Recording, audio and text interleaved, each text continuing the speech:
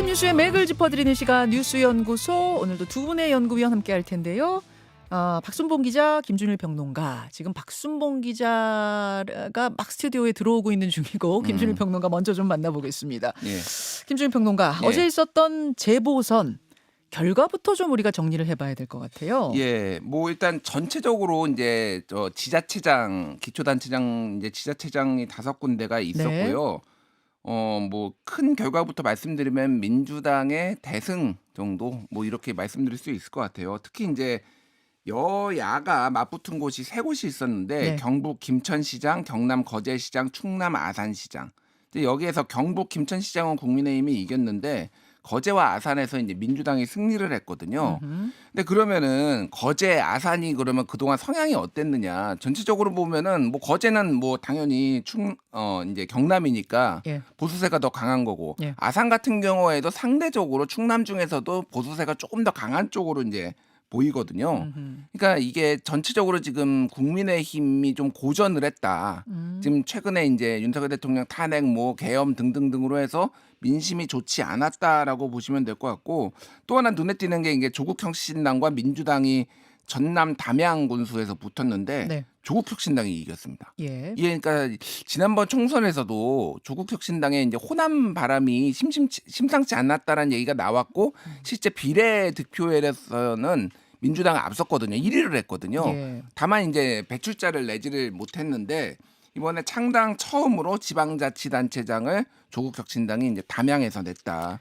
자, 다시 한번 정리하자면 5곳의 기초단체장 가운데 민주당이 3석, 국민의힘이 1석, 조국혁신당이 1석 이렇게 가져간 거죠. 예, 또 이제 구로구청장 같은 경우에는 이게 국민의힘이 후보를 안 냈어요. 예. 왜 그러냐면은 국민의힘 문헌일 구로구청장이 그러니까 쉽게 얘기하면은 백지신탁 자기 재산 백지신탁해라라고 법원에서 예, 판결이 나왔는데 이걸 불복했거든요. 난 그래서 내 재산 지키겠다라고 해서 후보를 내지 않았고 그러다 보니까 뭐 자유통일당 뭐 이제 윤상현 의원은 자유통일당에서 후보를 냈는데 자유통일당을 지원해야 된다 뭐 이런 얘기까지 나와서 논란도 있었는데 그냥 무난하게 이겼습니다. 예. 민주당 장인홍 후보가 56.03%를 이겨서 그래서 자유통일당 이강산 후보가 32% 얻었으니까 이게 일종의 국민의힘 대리 후보 같은 성격이 있었는데 뭐 무난하게 이겼어요. 그리고 또 하나가 이제 이게 정당은 없지만은 부산시 교육감이 굉장히 눈길을 끌었던 이유가 뭐냐면은 교육감 선거는 이제 당에서 후보를 내는 건 아니지만 진보 교육감, 보수 교육감 이렇게 색깔이 갈리는 건 있죠. 예. 예. 여기가 또 이번에 이제 뭐 소위 말해서 보수 진영에서 총결집을 했어요. 무슨 얘기냐면은 뭐 그 이번에 이제 강경 아스팔트 보수들 뭐 이를테면은 목사들 있잖아요. 뭐 전한길 씨나 뭐 이런 역사 강사라든지 이런 사람들이 다 내려가 가지고 지원 유세를 했거든요. 예. 그러면은 국민의힘이 지금까지 취해왔던 어떤 강경 보수를 중심으로 뭉치는 게 어느 정도 영향을 줄 것이냐라는 건데 그 진보 성향의 김석준 후보가 51.33%로 무난하게 이겨요.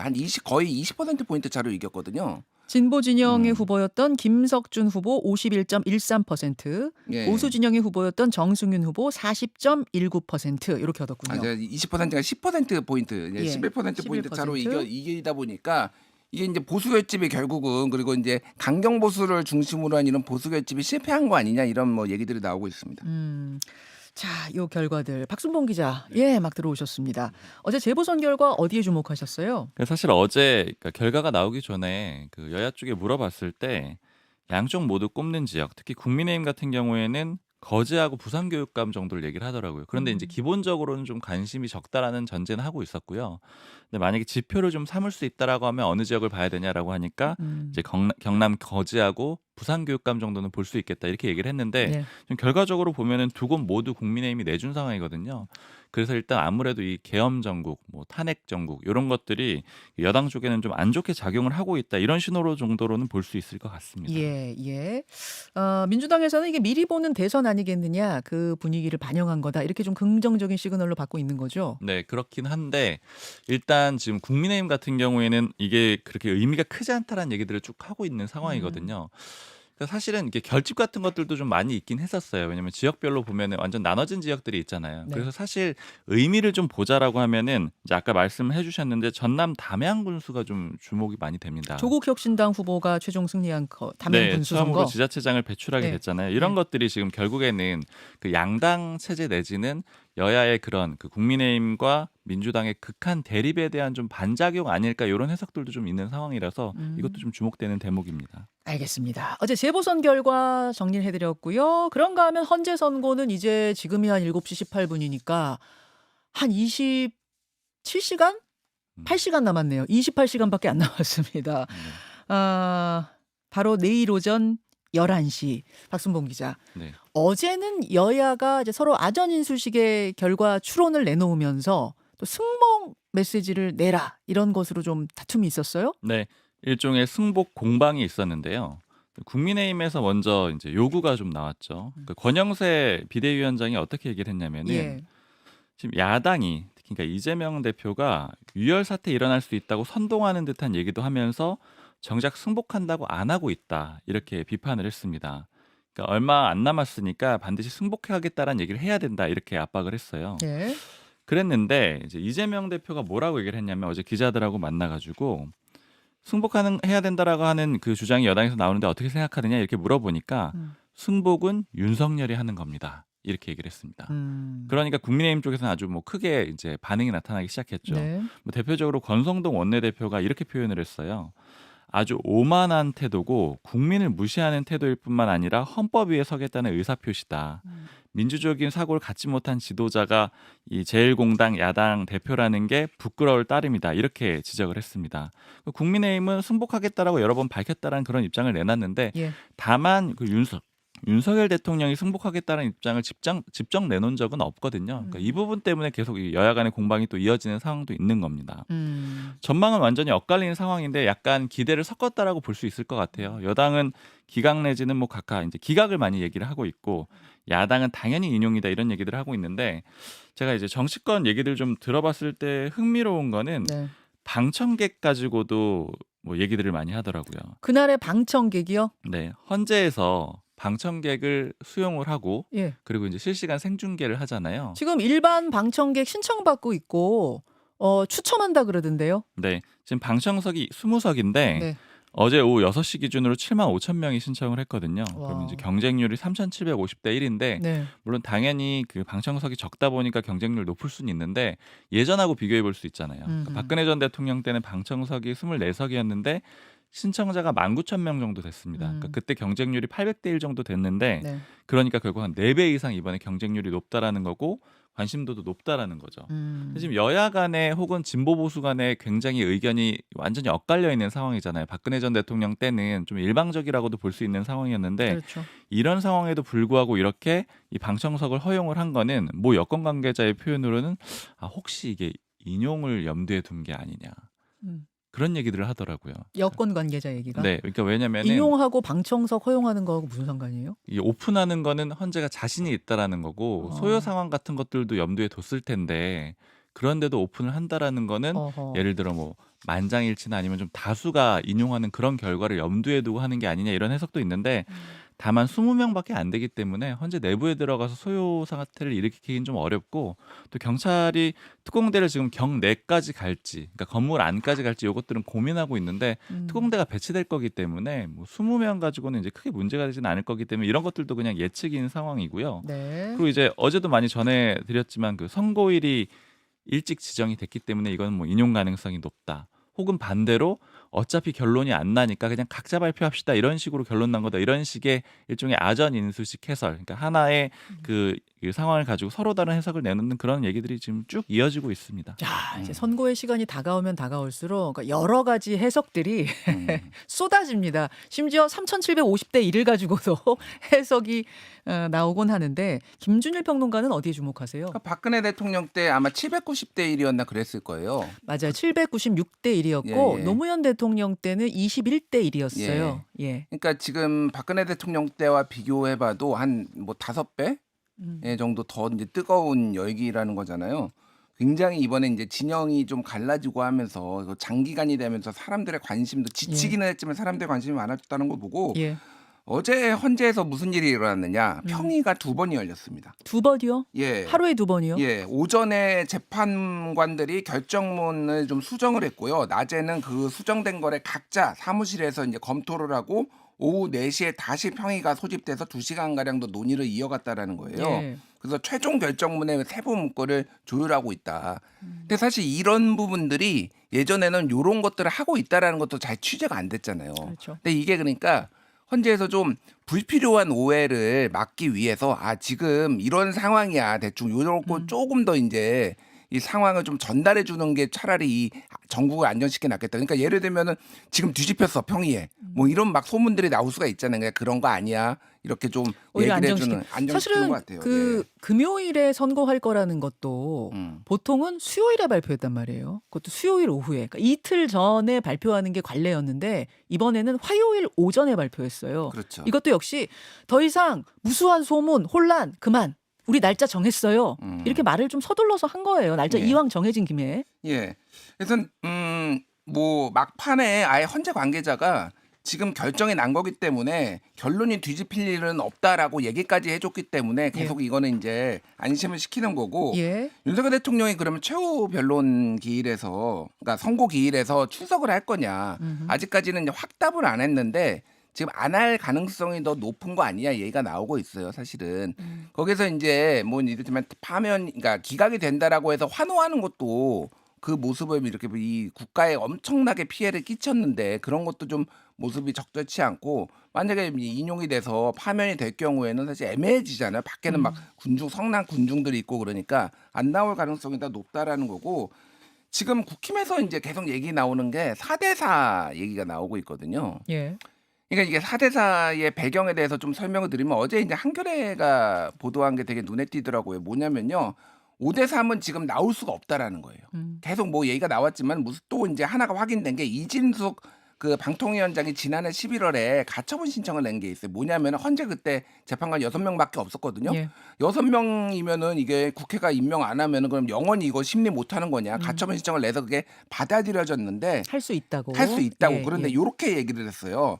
다만 만약 재판관 6명의 의견이 팽팽히 맞서고 있어 나머지 3명의 재판관의 의견에 따라 상권의 향배가 달라질 수 있는 경우에는 현재 공석인 재판관이 임명되기를 기다려 결정을 하면 된다. 그러니까 이게 무슨 얘기냐면은 의견이 달라질 수 있으면은 기다려야 된다라는 거예요. 기본적으로.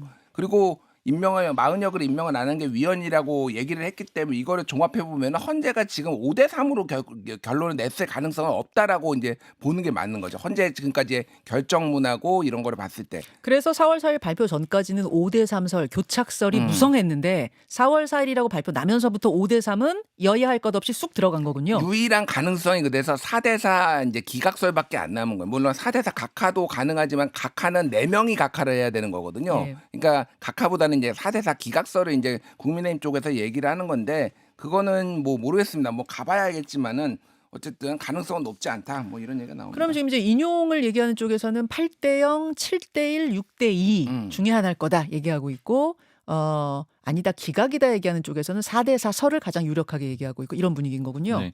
근데 헌재가 취재된다 이 얘기를 이제 김준일 평론가께서 해주셨잖아요. 그러니까 실제로 지금 취재된 내용들이 쭉 나오고 있는 거거든요. 예. 물론 이제 재판관들 직접 인용은 아니지만 뭐 그 밑에 이제 연구관이든 좀 아래 직원들로 추정이 되는데 어쨌든 나오는 내용들로 보면은 당연히 결과에 대해서 언급을 하고는 있지는 않은데 상당히 정돈됐다라는 그런 느낌을 주거든요. 그러니까 현재 내부가 이제 마무리가 됐고 좀 안정화됐다라는 그런 기류들이 많이 느껴져요. 예. 그래서 이제 이런 내용들을 바탕으로 사실 결과를 예단하기는 어렵겠지만 인용 쪽의 얘기들도 좀 많이 나오고 있는 것 같습니다. 왜냐하면 이제 4대4라고 하면 또 굉장히 좀 혼란스러울 가능성이 높잖아요. 내부적으로 보면은요. 그렇죠. 그러니까 현재 내부는 어느 정도는 좀 안정이 돼 있다. 이런 느낌까지는 받고 있다라고 전해드릴 수 있을 것 같아요. 알겠습니다. 이제 28시간 후면은 뚜껑이 열립니다. 그런 상황 속에서 지금 긴장감이 높아지고 있는 곳은 헌재 주변이에요.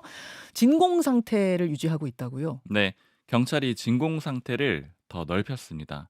지금 그 취재에 보면은 그 당일에 선고 당일에 그 집회에 신고한 인원이 한 대략 13만 3천 명 정도 되거든요. 그러니까 신고한 인원만 13만이에요. 네, 그 탄핵 찬성 쪽이 한 10만 명 정도 되고 반대 쪽이 3만 3천 명 정도 되는데 예.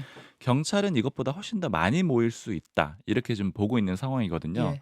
그러다 보니까 기존에 내렸던 그 조치를 더 강화하고 있는 상황이에요. 그러니까 음. 원래 지금 진공 만들겠다는 얘기는 꾸준히 해왔었는데 그 범위가 100m 정도라고 했었거든요. 예, 예. 근데 어제 완료한 조치로는 150m까지 진공 범위를 확장을 했습니다. 헌법재판소를 둘러싸고 150m. 네. 어. 그리고 좀 꼼꼼하게 했다라는 느낌이 드는 게 예전에 박근혜 전 대통령 때 그때도 차벽 트럭 설치하고 벽을 만들었었어요. 근데 네. 그럼에도 불구하고 뚫렸던 거거든요. 근데 그때 뚫렸던 사례가 뭐였냐면은 밖에 있던 경찰 버스 그 하얀색 큰 버스 예, 있잖아요. 예.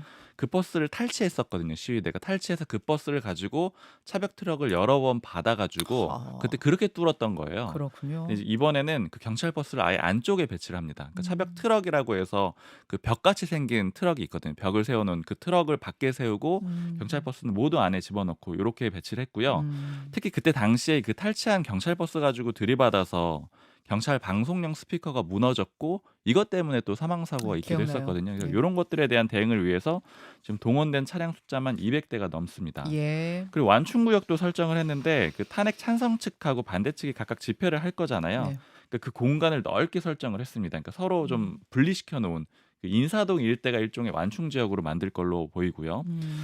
그리고 또 하나 주목되는 게 그 유튜버들을 모니터링하겠다라고 했습니다. 그러니까 폭력 행위를 선동할 수 있는 일부 인원들이 있잖아요. 네. 특히 서부지법 사태에서 나타났듯이 뭐 네. 어디를 공격하라든지 이런 얘기를 하는 사람들에 대해서는 모니터링을 다수 하고 있다. 이렇게 지금 경찰이 표현하고 있습니다. 예.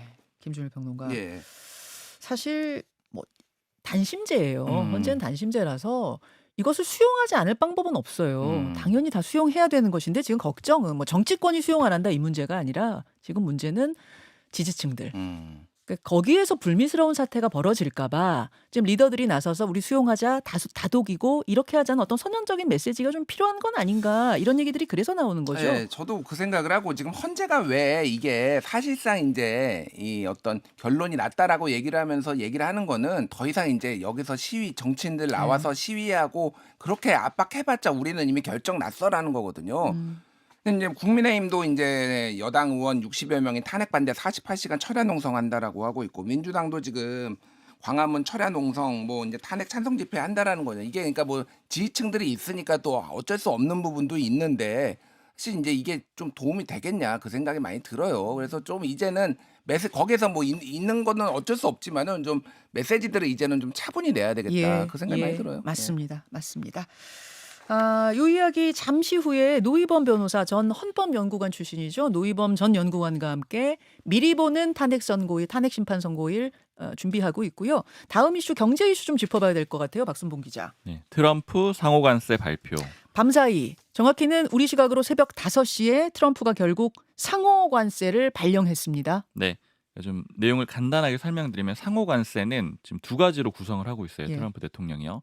기본 관세 이건 이제 모든 나라에 10% 부과를 합니다. 그리고 나서 그 미국 입장에서 봤을 때 트럼프 대통령 입장에서 봤을 때 더 잘못하는 나라들 있잖아요. 여기는 개별 관세를 추가로 부과를 합니다. 이걸 네. 두 개 더해 가지고 상호 관세가 나오는 거예요. 결론적으로 보면 우리나라에 한국에는 25%의 상호 관세를 부과했습니다. 그러니까 기본 10%니까 한국은 또 나쁜 점들이 있어 해서 15%를 추가로 부과했다라고 보면 됩니다. 이게 EU하고 일본보다는 좀 높고요. 그 외 다른 나라보다는 좀 낮은 수준이에요. 일본이 24%고 EU가 20%거든요. 네. 뭐 예를 들어 중국은 34%입니다. 우리나라보다는 좀 높죠. 그렇지만 영국 같은 경우에는 또 10%예요. 그러니까 우리나라보다는 훨씬 낮습니다. 왜 이렇게 한국에 많이 부과를 했느냐? 지금 트럼프의 주장으로는 지금 각 나라가 미국에 얼마만큼의 관세를 부과하고 있는지 표를 쫙 나열을 했거든요.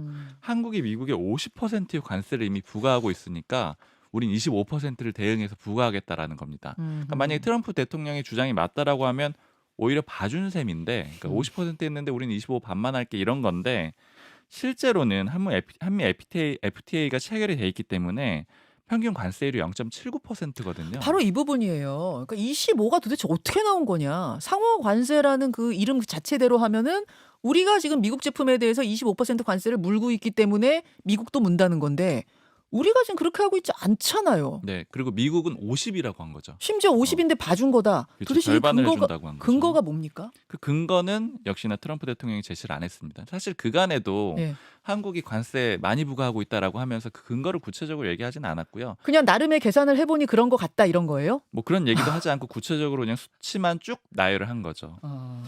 그리고 특히 자동차 산업을 언급을 했습니다. 예, 예. 이렇게 표현을 했어요. 적보다 우방이 더 나쁘다. 이렇게 얘기를 하면서 한국하고 일본 예를 들었습니다. 그러니까 한국에서 생산되는 자동차는 이제 미국에 많이 판매가 되고 일본에서 생산되는 차도 마찬가지인데 미국 생산되는 차는 한국이나 일본에 안 팔린다라는 거예요. 네. 그런 것들이 결국에는 이 무역에 관해서 그 한국과 일본이 우방들이 더 나쁘게 미국을 대하고 있다 이런 표현들을 쓰고 있는 겁니다.